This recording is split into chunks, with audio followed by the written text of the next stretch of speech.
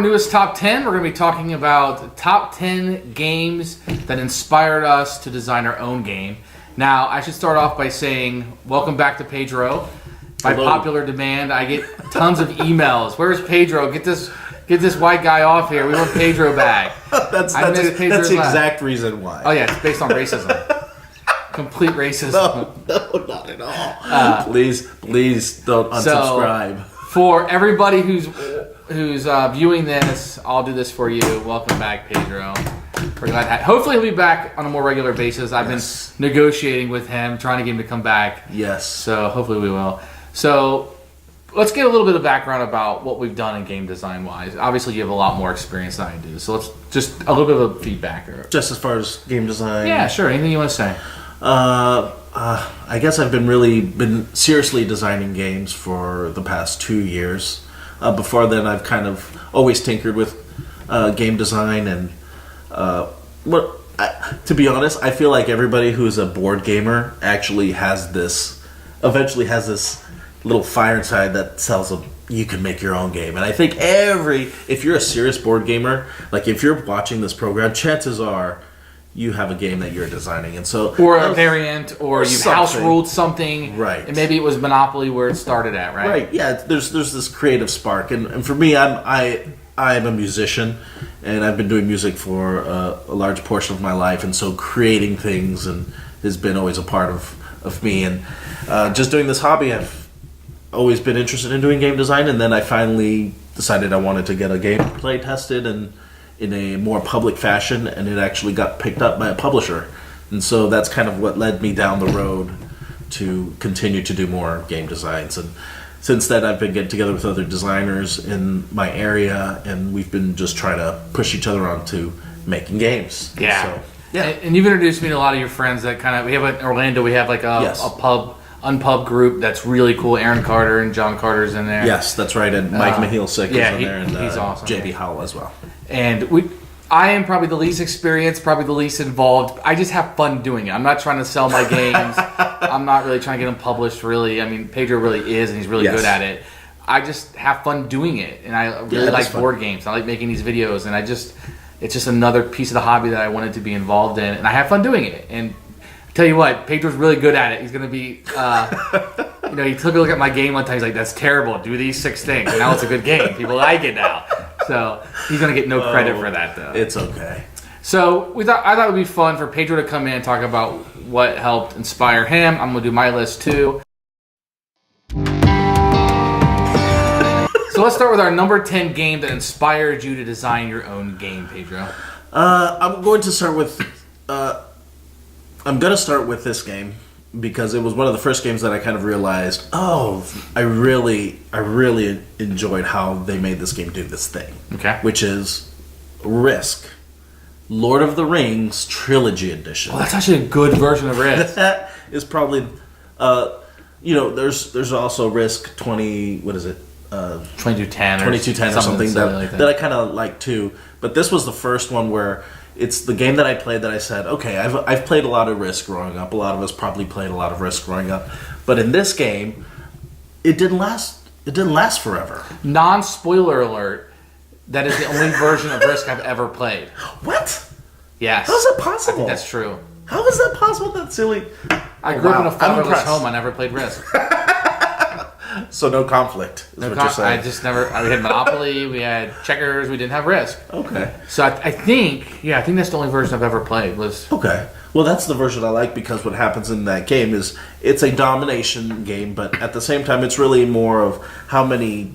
having the largest area controlled by the time the ring gets to Mount Doom. So there's a timer where there's certain cards that come out that moves... the ring from the Shire all the way down to Mount Doom. But as you're playing the game, you have these little leaders that change the way the Risk game plays by having you roll a D8 instead of a D6 in normal Risk rules. And then there's these like event cards that you could trigger to make happen that has events from the movies, because it's actually based more on the films than the books. Right. And it was just so much fun. I literally played this game almost every other day in college.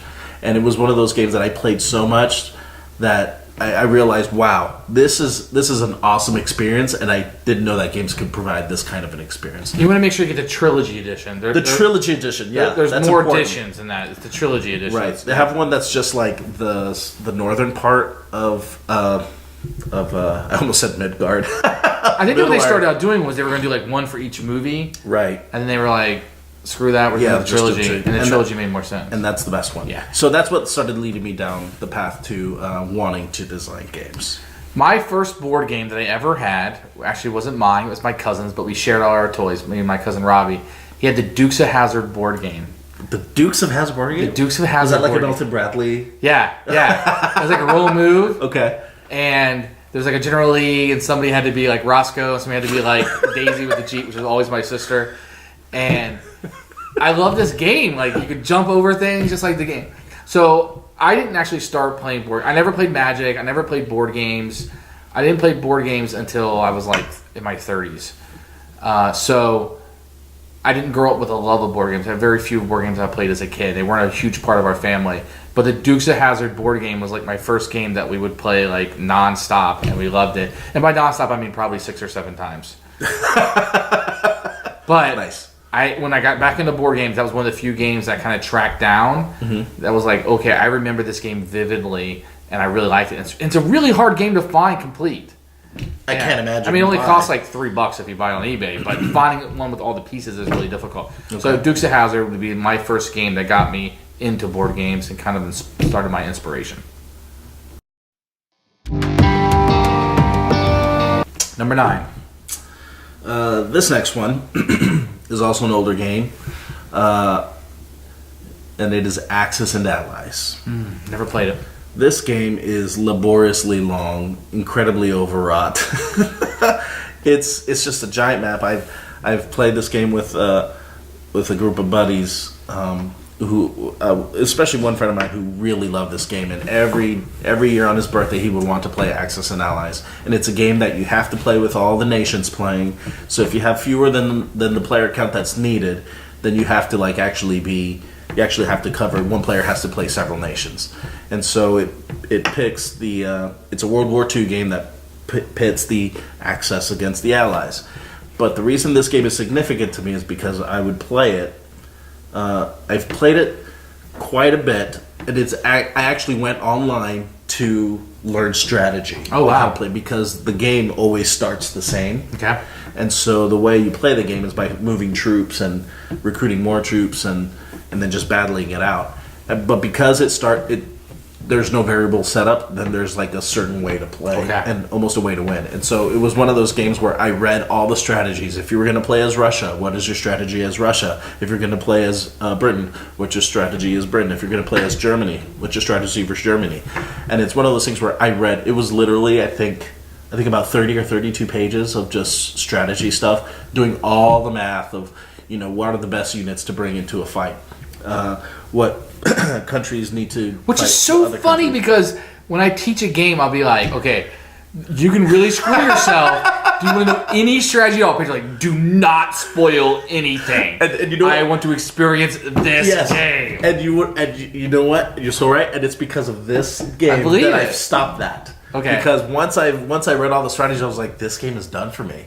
Like, I can't go any further because I feel like now I understand the nuts and bolts.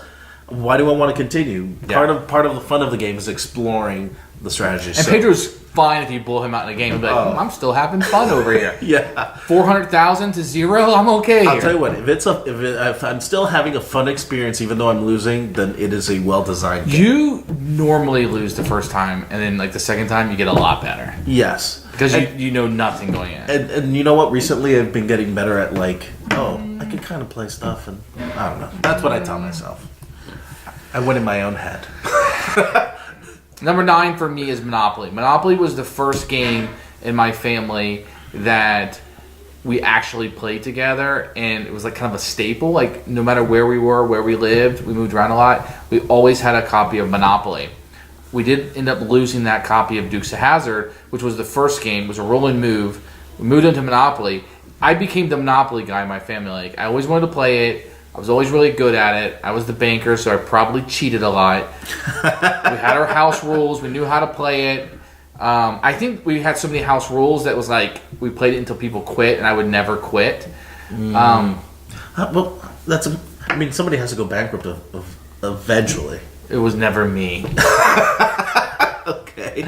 I think my family, my sister and my cousin were just like, fine, you win. It's been 6 hours.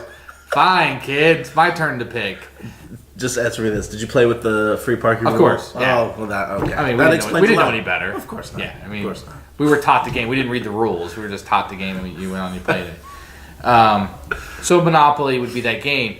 Now, looking back, Monopoly was the game that kind of, I won't say inspired me, but gave me the confidence that something could be popular without being great. And that's really important to me.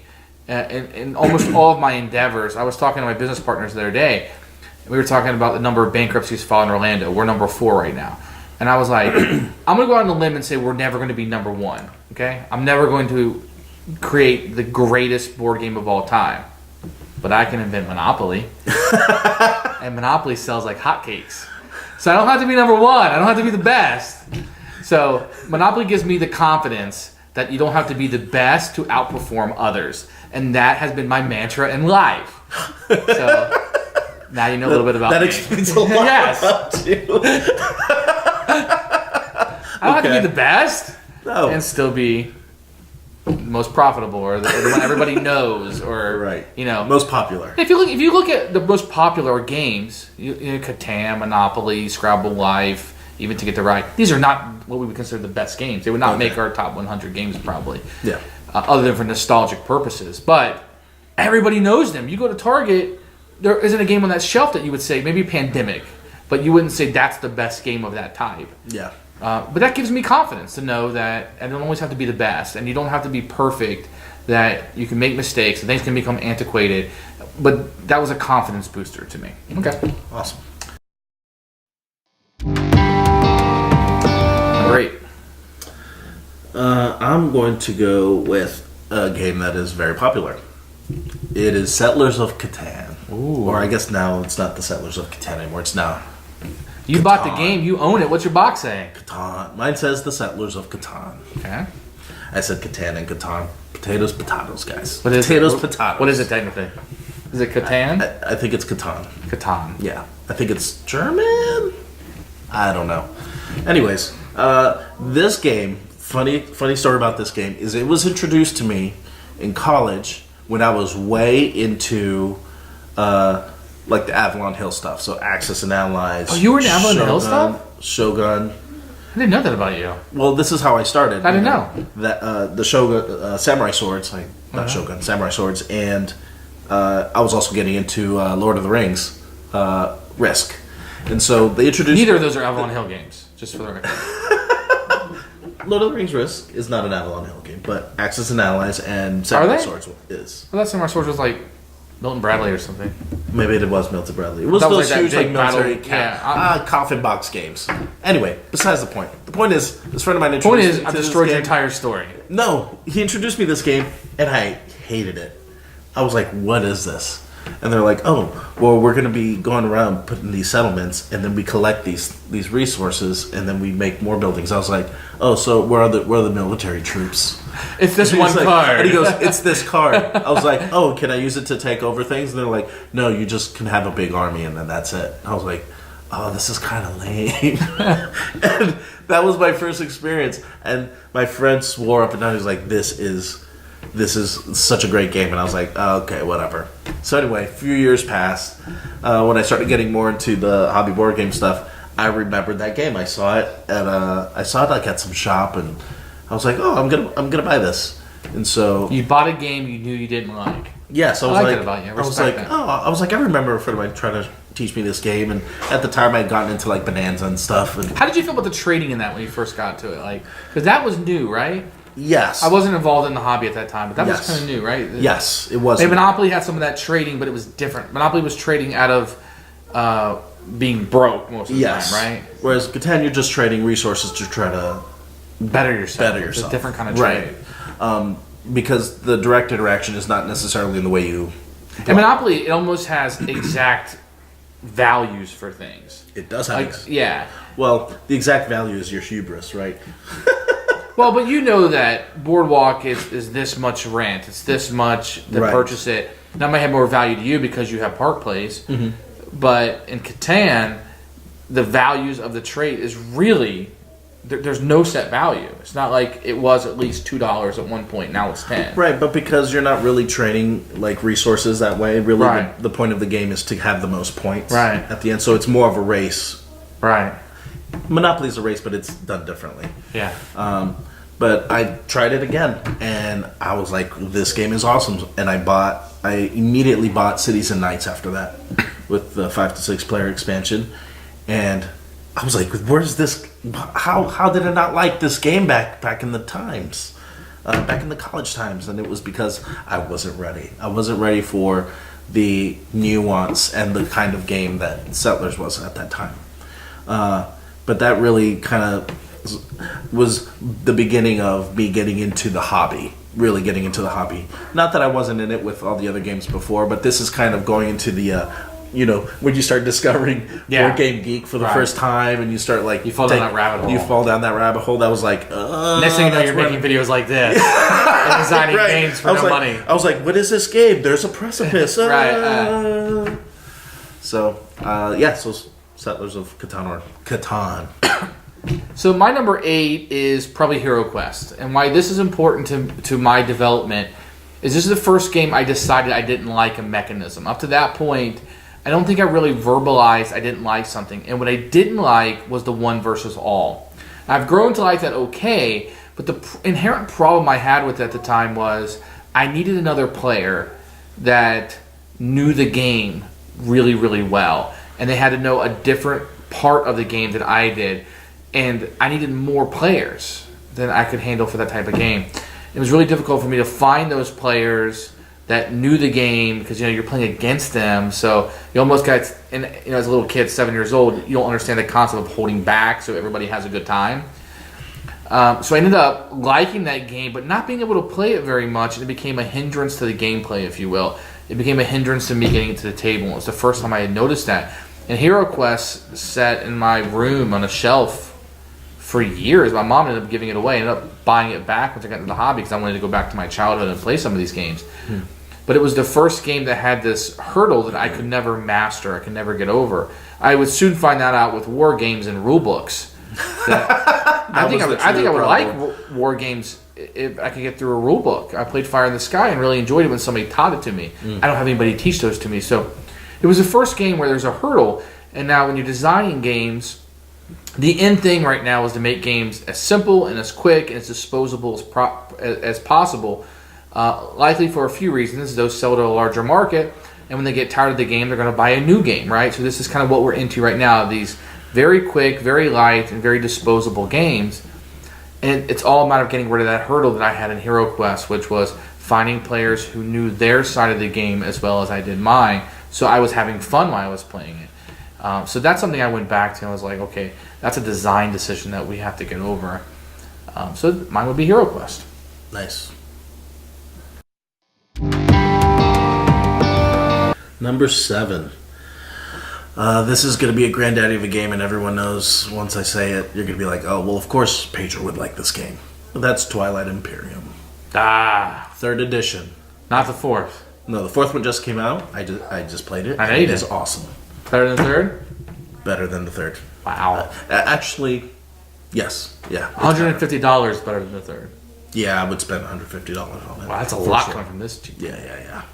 So Twilight Imperium is the natural progression of, I guess, where my gaming experiences would obviously go, since I like war games and things like that. And something that I really, really enjoyed about Twilight Imperium, which I hadn't experienced before, is the role selection. And so in the role selection in the game, you have on your turn. Before the game starts, you have these different. You have like 8 different roles that you can choose from, and you get to choose one. Unless you races. No, not the races. I'm talking about the strategy cards. Oh, okay. So you take thing. You're going to say, oh, I'm going to choose the warfare strategy card, which is going to be, I'm going to be warfare for this turn.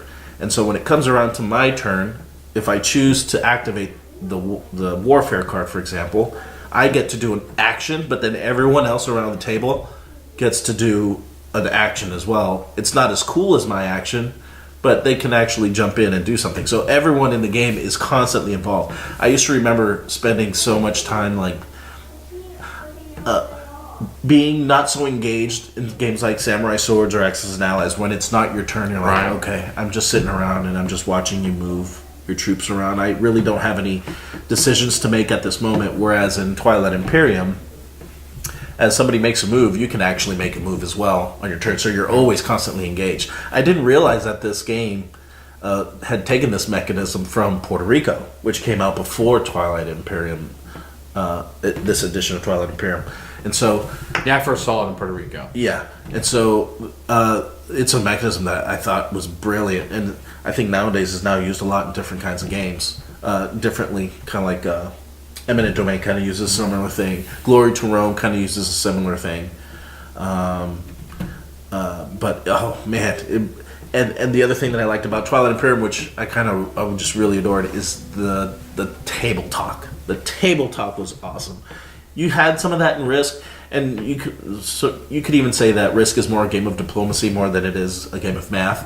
But it really shone in Twilight Imperium because you weren't just trying to obliterate people on the board, you were trying to complete objectives. And so when you're trying to complete objectives and all of a sudden you realize how valuable your troops are and how expensive it is to build things, but you still need to like get in people's face. So are you willing to risk resources in order to get what you want, or can you solve your problems diplomatically? And that was awesome. And kind of made me realize that this is an experience in a box, and that is very cool. And I like experiences, and I think that has influenced a lot of my game designs, that I want them to be games of experience, like this game was. Mine's going to be Memoir 44. This was a game I played on pretty early on. It took what was a complex genre of games, war games, made it simple. But what I also found was the variability of the play, the scenario-based, where you took this system, which I didn't know at the time was already in Battlecry and would be in Battle Lore and so forth, but it made it so really almost has infinite replayability with those scenarios. I mean, I'll never play all of them. And that was very interesting to me and kind of got my mind working about how this game is able to take real battles, keep it simple where you could play with nearly anyone, and still make it fun and interesting. And the game went from maybe a simulation to a fun historical experience. And I do like having that historical text in a game. I really do enjoy that in games.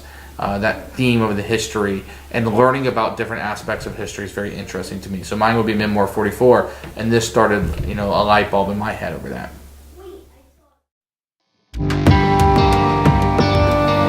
For me is the Resistance. In my college times, I really played also a lot of Mafia, like late at night, and just a group of us would get together. And the first time I experienced like Mafia was, people had a deck of cards and you sort them out and you do the whole Mafia werewolf thing, and I thought that was really cool. One thing that I hated about that game was that people could just accuse you just because they just crazy reasons. When the Resistance came out and I played this game, I was like, this is the Mafia game I was waiting for. It's a game where you do the same thing, except now you have reasons to you have evidence that floats around to kind of suspect people of being on the other team.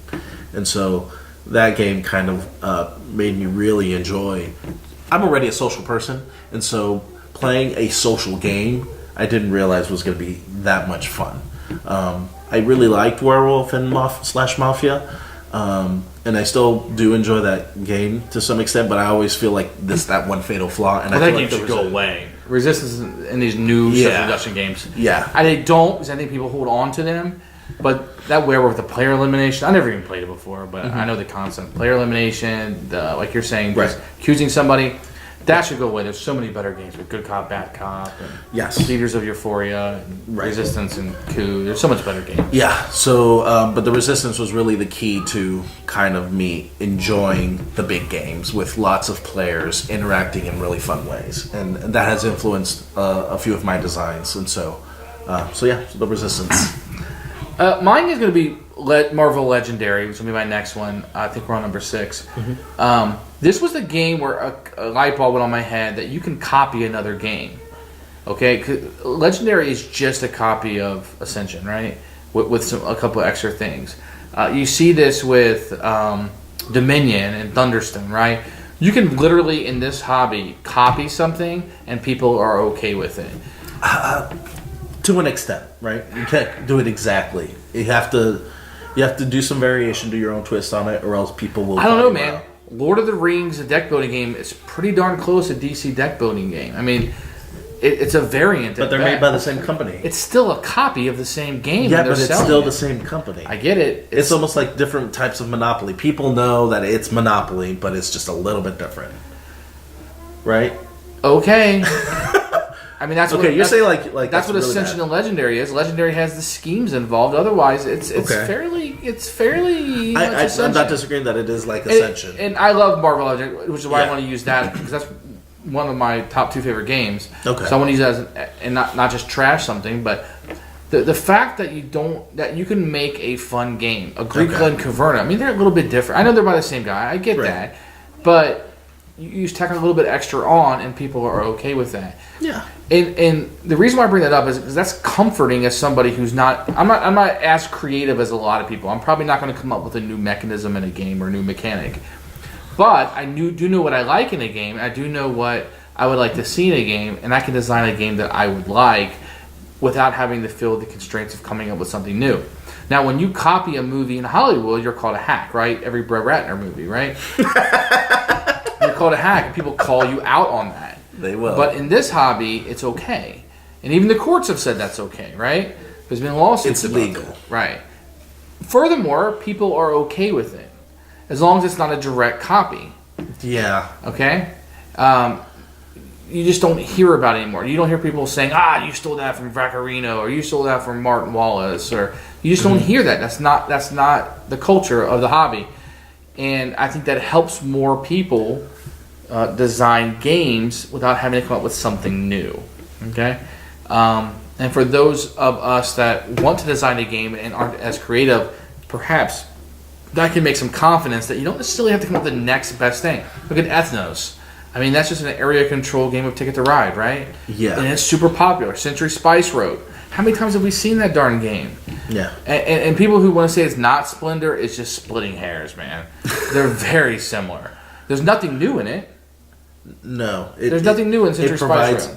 No, but it's a game. It's a mechanism that people know. Fair enough. And does it well. And it should be a confidence booster to people wanting to design games. Okay, that you don't have to break the market. You don't have to be Vaccarino and say this is a deck builder, which he just stole from Magic, right? Or borrowed, whatever.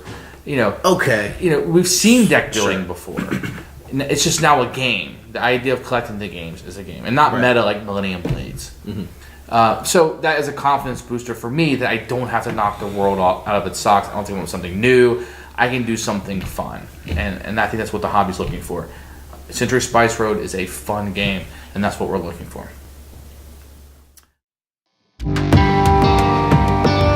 Number 5. The game I have here, I actually just mentioned it in one of my explanations of another game, is Bonanza, which is, or as it's lovingly called, the Bean Game. This Bean Game was introduced to me by a friend. This was also one of the games that kind of like put me over the precipice of like hobby board gaming, because I was getting when I left college and I moved to Florida, I started getting people together just to play games that I knew. I didn't know you. That's your problem. Sorry.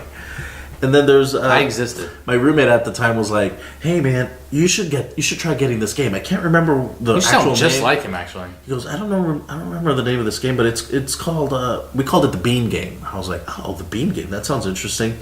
So I went to look for it. Said no one ever? And I think Bonanza is what led me to Board Game Geek, actually. Oh, really? And then I found it, I bought a copy, and I played it, and I was like, this is cool. This is a game that in Bonanza you have cards in your hand, and what's cool is that the cards that you have in your hand cannot change order, and so you have to when you play cards down, you have to play them in the order they are in your hand.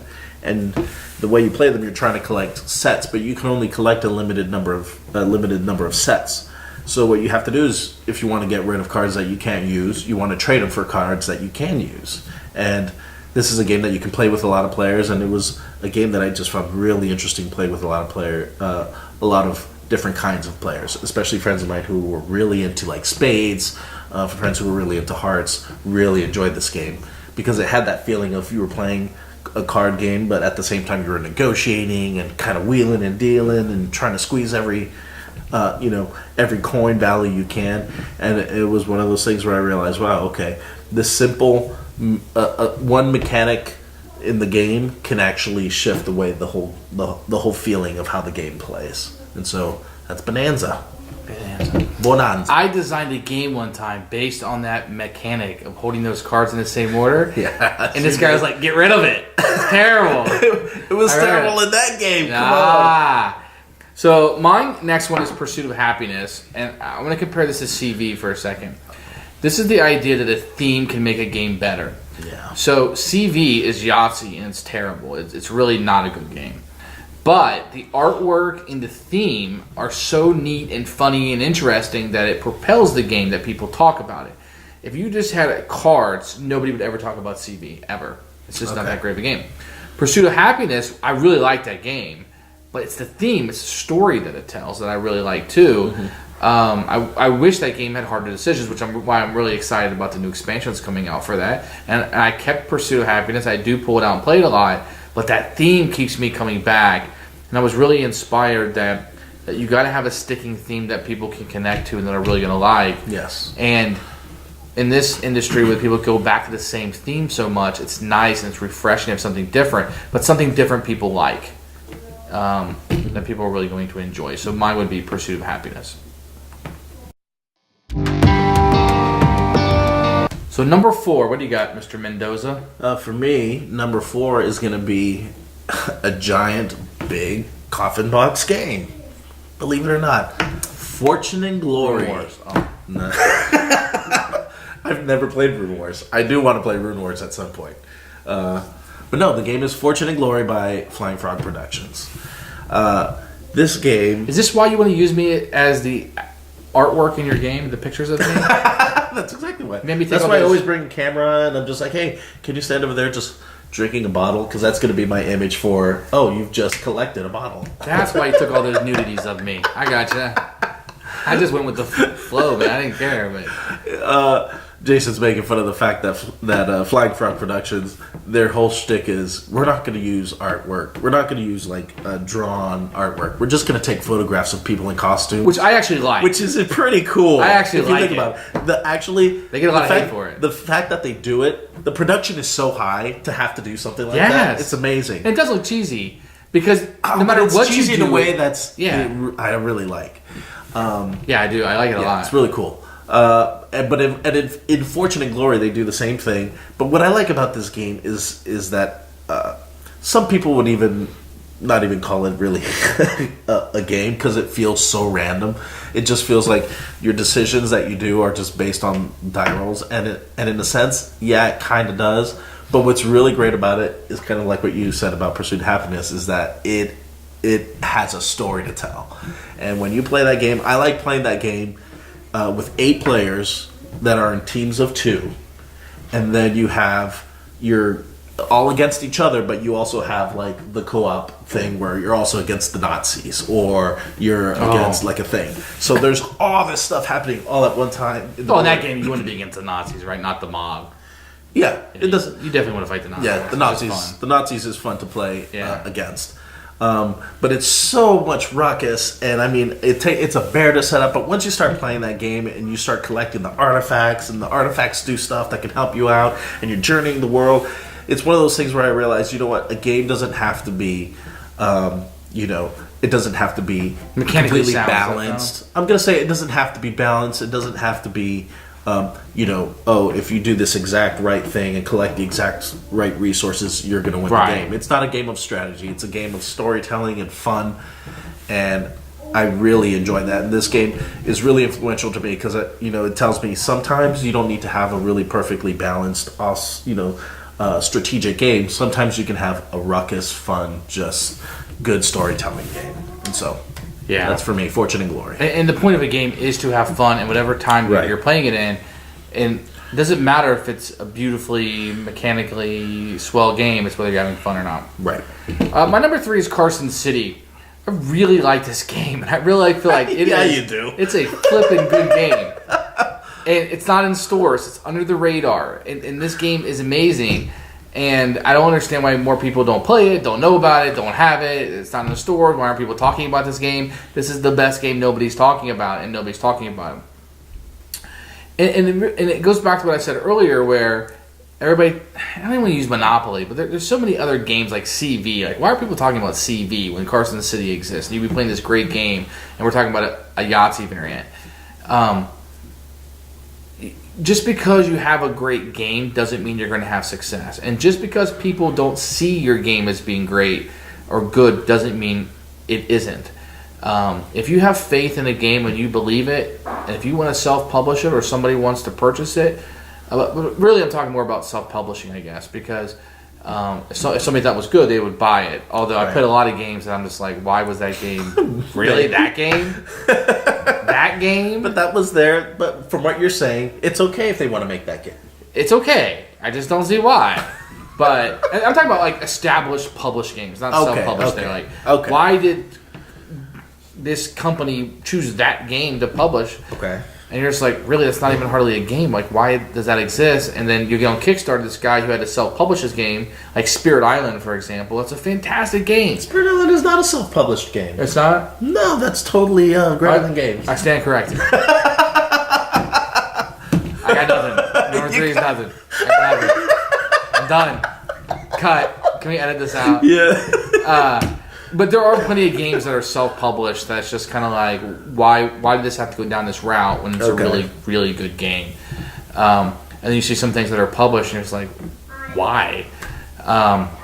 If you have faith in your game and you're willing to put your money into it, I guess we're now with Kickstarter, other people's money, but if you're willing to invest your time and energy into a game, do so. Have faith in it. You only live one time, and a lot of people will tell you if your game isn't picked up by a publisher that's not good enough, this is your life. Live it. Have fun with it. Yeah. If you want to self-publish a game, darn it, self-publish it. And if it bombs, it bombs. If it's the next great thing, or maybe it's just okay. You know what's really cool is I've heard a lot of Japanese designers when they're not necessarily looking for publishers. They design their game, they make like 100 copies, they go and sell them, and they're like, that's all I wanted to do. I just wanted to make a game and just put it out there because creatively I just wanted to do it. Yeah. And I think that's more where I stand than where Pedro stands. Because Pedro's, your games get picked up by larger publishers. Right. Where I'm just like, I'm having fun. And sometimes I just have fun with you. Like, I want to do this with Pedro and have fun. And the interaction I have with him and some of the other guys is fun to me. But I could never do it full time. I could never leave my full time job and do it. I can't put the time and effort in that they do. But as a hobby, I'm having a lot of fun doing it. And hopefully one day my game will be on Kickstarter and my mom and Pedro might buy a copy. It'll be fun. So Carson City is the game that inspires me to say something great can be missed and publish your game if you want to do that. That's the part you want to do. Or if you just want to make a game and play it with your buddies, do it. But do what you want to do. You live once. Yeah. So these next 2 games are very almost feels like a drastic departure from these games, but this one is going to be Yomi. Do you know Yomi? Sure. Yeah. Yomi is I'm a professional YouTube reviewer. Of course I know Yomi. Ha ha ha! Those that don't know Yomi. It's part of the Fantasy Strike universe by Serlin Games. Okay, I didn't know all that. So. Oh well, interesting fellow who. I like how I told you I knew it, but you had to show me up and be like quoting all this stuff. Let me name drop. I know. No, but this game is very cool. Here. I did play a little bit of Magic when it first came out in the mid '90s. Not the card game, but actual Magic. Yeah, I had to, make little designs on the ground. Yeah. Summon spirits. He used to be an evil man from the Nether. But no, I played a little bit of Magic the Gathering. My friends were really more into it than I was. They actually bought me cards, and I played a little bit, and I didn't understand the game, like the appeal of the game. But anyway, it was one of those two-player dueling game things. And I never played a game of Magic. Come on, Never. I don't even know the rules. Oh gosh, I don't even know the rules. It scares me, literally. Oh, it's not that scary. Scary. We'll play sometime. We'll play sometime. But Yomi is a 1v1 game where you're playing a warrior, and you're like a video game character. Is Street Fighter the card game? Huh? Is Street Fighter the card game? Kind of, yeah. You could say it's Street Fighter the card game. Yeah, okay. We'll say it's Street Fighter the card game. But what's really cool about it, which I really liked, is most of the card games like Magic the Gathering, it's I do my turn, then you do your turn, and what this game did a little different, which is we both play cards at the same time, and then one of us probably is going to hit the other one, or we're both going to try to block and nothing happens. You're playing paper, rock, scissors. Oh, it's so fun, because then you flip it over and you realize, oh my goodness, I knew I should have hit you, but instead you blocked and I could have thrown you, and it's just very fun and a lot of laughter. That game is one of those games that with repeated plays is really, really, really Repeated fun. plays, that's the key to that game. Yes, because two people that know the decks. Yes, and knowing the other player's deck is also important, because if I know your deck has a lot of attacks, then I know I know how to play against that. And I would even say you're not really playing the game until you get to that level. Right, exactly. It feels so random until you get there. Right, and it's a game where you're playing more with people's mind than it is playing the cards, because the cards you get are random, but you're really playing the player, which is very, very. Are you very good fun. at this game? I'm pretty decent at the game. I'm pretty decent. Is it because it takes a high intellect to play? No, it's because I only play one or two characters all the time. I don't play. I don't try to play a Who do you swap. play this with? I used to play it with. Did you ever meet Steven? Mm-hmm. No, I used to play it with him. Hey, Steven. Hey, Steven. But anyway, all that to say, I really like this game because it kind of introduced to me the rock paper scissors mechanic. Sure. Oh, when you're playing on a dueling game, you have this thing that could beat that, but that could beat this, and this could beat a thing. And I thought it was a very, very cool system that actually is one of the inspirations for my first signed game. Samurai Showdown. No, not Samurai Show. Bushido. Not to be confused with the board game called Bushido. That's true. Not to be confused with several games called Bushido. Bushido wasn't the original name of that. It was like Samurai something. It was Sword Strike. Sword Strike. Sword Strike, and all my friends were like, that is the lamest name I've ever heard. I was Yeah, like, it's hey, better man. Bushido. I like Bushido. It's cool. No, Bushido's a cool name. It's just, I was afraid we'd get confused with the other Bushido, which didn't get very good reviews. Yeah. That's always my fear. Like, oh, if we play Bushido, I want to be around that game because of the previous name of a game. Like, that would be my fear. Yeah. Name your game Agricola. People are like, yeah, let's play some Agricola. This Agricola's only $20. I'll take that. That's what you should do. That's it. Yeah. But that's my game, Yomi. My number 2, and I think you're going to laugh as you hear this, I probably do. is a print and play game called The Thing. Because, you know where this is going, right? Yeah, I think I do. Because this game won Print and Play Game of the Year. Yes, it did. It won. So out of all the print and play games that were in this category or judged or whatever on BGG, it won. Yes. And we played it. I printed it out. Yeah. I played it. I was going to contact the owner and put some money up and have it published. Yes. How'd it go over, Pedro? I didn't like it. I personally did not Be honest, my friend. I'm being honest. I didn't like it. Did you loathe it? I didn't loathe it. Did you hate it? I did not have a fun experience. Should it be published? I said no. You know it's being published? Yes, I do. I saw it. I was like, no way that this game is being published right now. I felt so bad. I'm sure they're changing I things. felt so bad. Huh? They're changing things. I'm sure they're going to change things. But that's what I said. I said, if you're going to get this, you're going to need to change things. So. And why did now we joke because I actually liked the game and everybody I played it with hated it, but I liked it. Maybe I wanted to like it. You like the IP? Well, I think I liked the idea of the game, but I was kind of with you. There's a couple things that need to be changed. Yeah, because there was a lot of dice rolling in it, and yes, and Dark Moon probably did that better. Okay, is that fair? Like Battlestar Galactica, the dice game. Mm-hmm. But it inspired me that tastes change, games can also become antiquated. So if you're working on something too long, you almost need to close it off because people will pass it by. I think the thing when it came out before Battlestar Galactica, I think it would have been awesome. Or even before Shadows of the Camelot, you would have been like, this is tremendously great. But things had come out that kind of were better than it because it sat around the print and play for so long. But I think you would agree with me, with some changes, it could be really, really cool. Yeah, and the IP is very interesting. Yeah, the thing. Which everyone loves that? the thing. Yeah. Are they? Yeah. They got the license to it? I'm pretty sure they did. I think that was one of the selling, like... I think it was I think they're using like a generic version of it. No, there's no way. I'm pretty sure they're doing like the thing, the Kurt Russell version, not the older one or the newer one. It should be the one with Kurt Russell, the one people care about. Yeah. But it inspired me that not everybody's going to like something, and I think that's one thing when you're designing a game you got to be careful of is tempering and not trying to please everybody. Now, I'm not just saying this, but Pedro is good at designing games, so when he says something, it holds a little more weight to me than it does, just somebody who's playing the game. They may or may not like it. It may not be a genre they like. They may not like this type of game. So you want to keep that in, but make your game. Ignacy Trzewiczek said, I believe he said this, I don't want to quote him, but he doesn't like doing a lot of testing, like blind testing of the game or something like that. That don't follow what people are saying. Make your game, and people will like it or not like it. Don't try to make your play testers' games. Something to that extent. Yeah. It's don't let the blind testers design your game. Right. Yeah. And I think he said he didn't blind test at all, but I could be wrong. But I'm pretty sure that's what he said. Mm-hmm. Which I find very interesting because when you're a new designer, everybody tells you got to blind test this. You got to test this out. And what you want to do is you want to test, is your game working? Not how do I change my game? I think those are two different things. Yeah, I would agree. So I'll leave it at that and just say the thing, print and play, and just the bombing that I had with my play groups. Pedro hates it. They'll change it.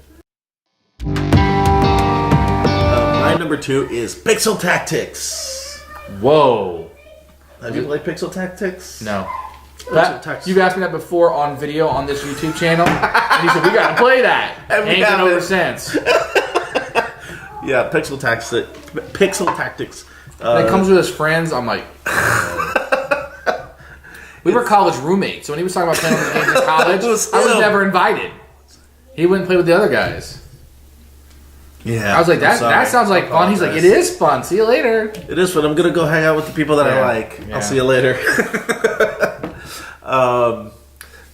Pixel Tactics is I guess it's a strategy game by Level 99 Games. Yeah, I mean, it's called Tactics. I guess it's not really strategy if it's called Tactics, right?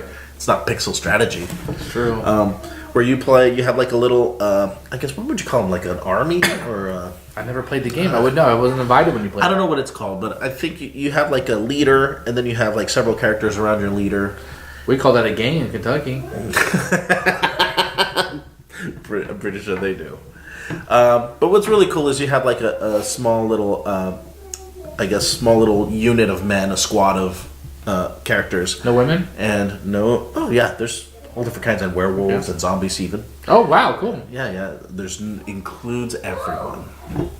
And you're playing against an opponent who also has units of people, and you're just fighting it out. But what I really like about the game is that where you place your characters in your grid formation changes what kind of ability they do. And that is very cool. Multi-use cards, I think, in general, are just so fun. And this was the multi-use cards. And this card when it's here is this thing, but when it's here, it does this different ability. That's probably your favorite mechanic in a game, right? I mean, you love that, man. Yeah, there's something that I like. What was that weird water game you played at one time with like nitrogen and stuff? Oh, Xenon Profiteer, man. Yeah. Oh, so good. It's an air game. Yeah, whatever. I really like that game. Which I gotta tell you a story about that later. But can we put our pants on before we do that? Of course we can put our pants on before we do that. Pixel Tactics. But I really like the just multi-use card game, and you just play until you defeat the opponent's leader. And what's very cool is you play 2 out of 3 rounds, and it's just really simple, straightforward. And you look at a card and you say, "Ooh, it really benefits me to put them in the center part of my row, but I really need him to defend my leader in the vanguard." but that changes his ability to do this thing, and it's just very cool. I really like the way you have to think on your feet as you get the cards randomly into your hand and try to make a cohesive kind of strike unit, which is just so good, so good. I think they're up to like Pixel Tactics 6. Where I got 2. They've added tons and tons of extra stuff. I'm trying out. But I played Boss Monster, and it kind of scared me off Pixel Tactics. Yeah, no. Pixel Tactics is good. My number 2 is Vault Wars. Yeah. I'm going to name drop a little bit. Drop it. I'm friends with Pedro Martinez.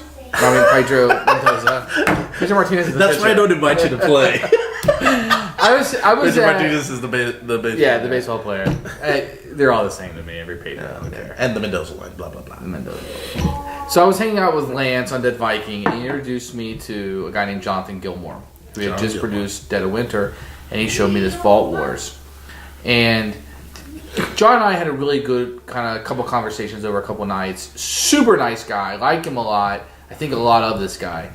But our conversation was just about becoming designers and doing this thing and having fun. And he didn't even know I was like designing a game at the time. Like I would never bring that up with anybody. Right. But he did inspire me a lot. He inspired me a lot with Vault Wars. Remember, I got to bring it back with me. And yes. He sent me a print and play, and I got to play it. And just my conversation with him, he just really inspired me. And I think a lot in that conversation we inspired each other to go for our dreams and kind of move on and do those kind of things. And he wanted to do it full time, and me just wanting to do it as a hobby, but still putting myself out there. Like, you know, you're putting out your creative work and saying, judge me on this. Am I good at this? You know, either with their wallet or their feedback, or just say, hey, I designed this game. That's a step forward that takes a lot of courage for people to do, even as a hobby. Mm-hmm. And that was something that was very difficult for me to do, was to say, hey, here's my product. How good is this? Or is this fun? Is this good? Yeah. Getting over that hurdle. But I would tell people that had a game design or thinking about designing, well, just do it. And have some friends that you game with take a look at it and branch out from there, because people have been really supportive. Even when I've taken my game to like Dice Tower Con, done some of those round robin things that we did. Dating. Some people probably hated it. Some people maybe thought it was mediocre, but everybody was very kind. Yes. I mean, I've had Zev look at my games, and he's like really well known, and he was super kind. Richard Borges looked at my game, and he was really kind. You know, nobody laughed at me or said, "You're an idiot, get out of here."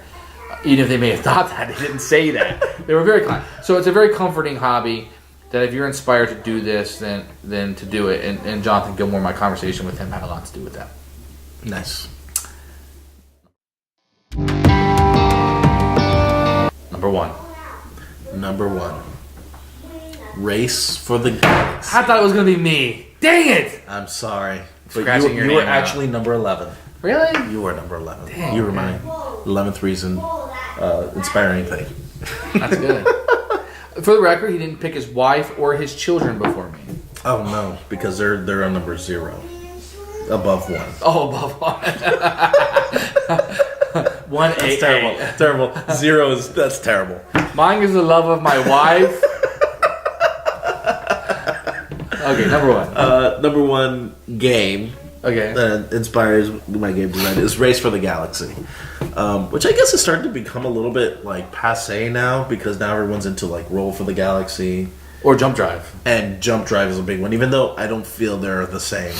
I feel like Jump Drive teaches you the iconography for Race for the Galaxy, but Race for the Galaxy is a totally I have no interest in any of them. So.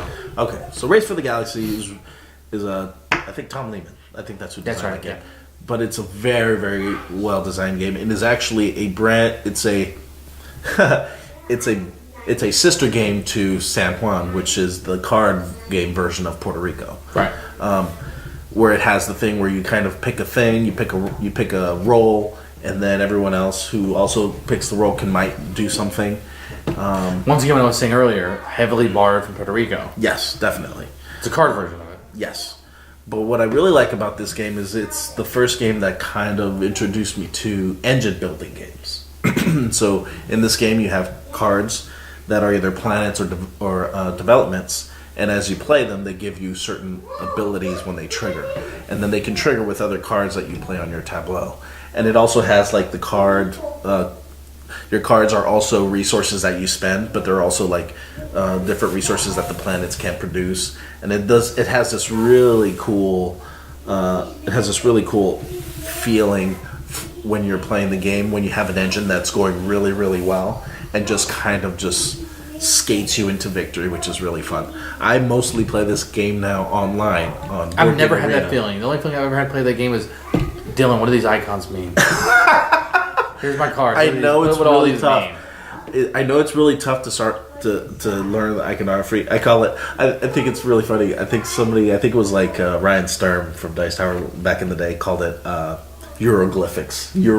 I believe it's a Euro game that has no writing. It's just everything is represented through symbols because they want to make it language dependent. I studied 11 hours for the bar exam in Florida to become an attorney. 11 hours.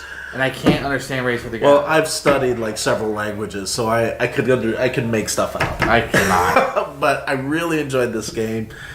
Just the way you build the engines in the game, making cards trigger off of other cards that do different things. And it was a neat system, and definitely has an influence in the way I design my games, because I want them to have not necessarily an engine feel, but a system that influences other systems in the game. They're intertwined. My number one is a game that you guys may not have heard of, but it's called Sword Strike. No. But since you didn't put my game on there, I'm going to change it really fast. So all these things I've talked about kind of led up to the gamer that I am, or in progressing in this hobby. Sure. If you will. The game I was playing was called Sylvion, which is a solo game. And you can see that influence in my game, right? Yes, definitely. And I was like, I can make this game a little bit different. I didn't even want to make it better because I think that game's so good, but I wanted to make a game like it, and that was my jumping off point was Sylvion. I actually took Sylvion and Bonanza, and I said, look, I'm going to make a game that I don't think I knew you were making games at the time. Not necessarily, no. Yeah, and I was like, I'm going to make a little game and see what my friends think because I want to do this, and I think it might be fun. With no dreams of ever selling it or anything like that, and I haven't to this day. Mm-hmm. But I combined these two games. Now most of the Bonanza's out of the game, and you can still see the influence of Sylvion, although I changed it a little bit. But that was the game I sat down and I was playing. I'm like, I just got so inspired that I just started fiddling with it and making my own cards, and that was the first time I've done that. I've designed 2 games, well, 1.5. And I'm happy with that. I think that's probably all that I'll ever do. But okay, I think for now, yeah, you never know. I mean, if I play a game again, I feel inspired and I want to go do that. So be it. But that's what's kind of inspired me. And I remember that moment where I'm not a very creative person, so that was like a big spurt of creativity for me. Yeah, that's awesome. Okay, well, thanks for watching our top 10. Yes. I hope in the future you'll see Pedro Mendoza on a bunch of boxes. Yes. I am his agent, pushing that all of his boxes not have game art, but just his face on the front. I think it's a huge selling point. Yeah. Do we have a release date for your game? I've been told right now that it's going to come out for Kickstarter in Q4. It's called Bushido. It's going to be published by Gray Fox Games. And I'm not just saying this because I have no financial interest in your game at all. Gray Fox is a great company. They are. They put out fantastic games. The people over there, I mean, you've had a lot more interaction with them than I have. Yes, they're great people. But for just somebody they don't know, they've been tremendously kind to me. I had some questions about game design. They sent me a long email out of the blue that he didn't have to send. Right. Tremendous people. Champions of Midgard is fantastic. The expansion is great. Right. I'm glad that Pedro is with them. Buy this game. Buy this game. Buy this game. It's still called Bushido. Do not go back in time and buy the old one. Do not buy that one. Actually, I just got my game design tag because now Bushido's on the BGG, but there's still no the art still is being done. So we will. There's nothing up there yet. But this video art goes will up, come. we will post a picture of Pedro's face to that page. Okay. Can we do that? I don't know. Can you do that? Let's do it, man. I guess we'll do it. We'll do it. We're going to post a picture of Pedro's face. All right. Coming soon to you. If you have ever designed a game, make a comment below. We'd really like to see it. If you have that would a be print great. and play online, we'd like to do it. We'd like to maybe even play it or print it out and play it. If you'd like to see more Pedro, let us know. This is the point where you pause and you comment below. But hopefully he'll be here. You going to be with us more often? I'm going to try to make that a more of a habit. Yes. Okay. Thanks for watching, and we'll see you guys next time.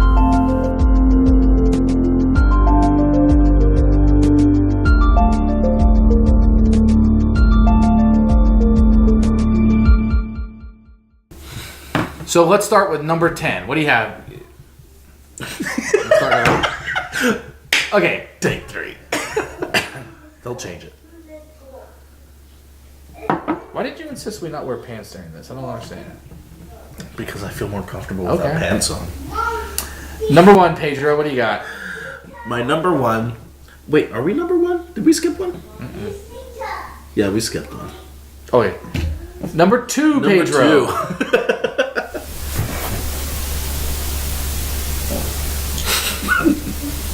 We're just gonna have this awkward silence.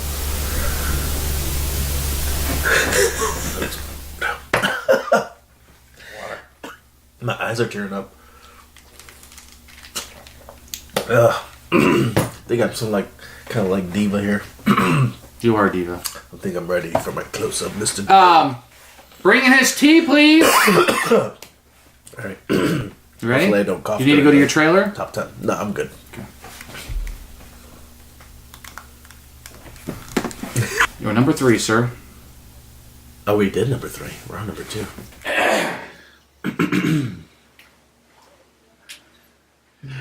Make sure the sound's on before we have to redo the whole thing.